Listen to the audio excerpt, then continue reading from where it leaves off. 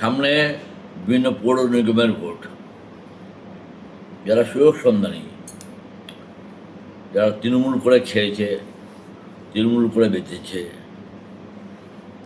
তারা ভোটের আগে তো বলেনি এই দলটা খারাপ।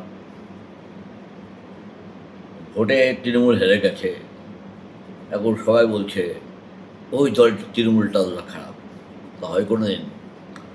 তারক সিং বলুন আর সুশান্ত ঘোষ বলুন, আমাদের কৃষ্ণগড়ের বিভিন্ন কমিশনার বলুন, তারা তো ভোটের আগে তো বলতে পারতেন এই দল করবো না, ওই দল করবো না। ভোটে হারার পরে কেন আপনারা বলছেন তৃণমূলটা ভালো ছিল না? এটা তো ঠিক হচ্ছে না।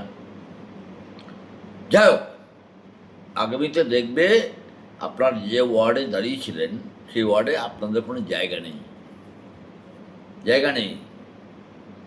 ধরুন আপনার 9 নম্বর ওয়ার্ড, আপনার 10 নম্বর ওয়ার্ড, সেখানে যে ছেলেটা বিজেপির হয়ে হাল ধরেছিল 16 সাল 21 সাল, মার খেয়েছিল, তারাই কিন্তু ভোটে লড়বে। কিন্তু আপনাদের কোনো জায়গা নেই। আর যারা সুযোগ সন্ধানী তাদের কোনো জায়গা হতে পারে না। আপনারা যদি ভোটের আগে বলতেন, 26-এর ভোটের আগে তৃণমূল ভালো নয়, এই নয়, তাহলে মানা যেত। কিন্তু এখন বলছেন হেরে যাওয়ার পরে এই দল ভালো না, ওই দল ভালো না, মমতা ভালো না, অভিষেক ভালো না, এটা কোনো মূল্য হয় না। কিন্তু কোনো মূল্য হয় না। জনগণ আপনাদের মানবে না।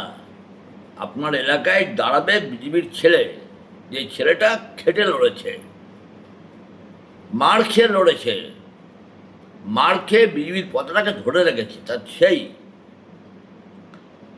যদি বিজেপির উচ্চ নেতৃত্ব প্রাধান্য দেয়, প্রাধান্য দেবে না। আমি অলরেডি কেন্দ্র নেতৃত্বকে বলে এসেছি, এসব লুম্পেনদের দলে ঢুকাবেন না। যারা আজকে এই দলে, কালকে ওই দলে, সুযোগের সদ্ব্যবহার করে। হ্যাঁ, সুযোগের সদ্ব্যবহার হবে না কো, আর হবে না কো। নমস্কার।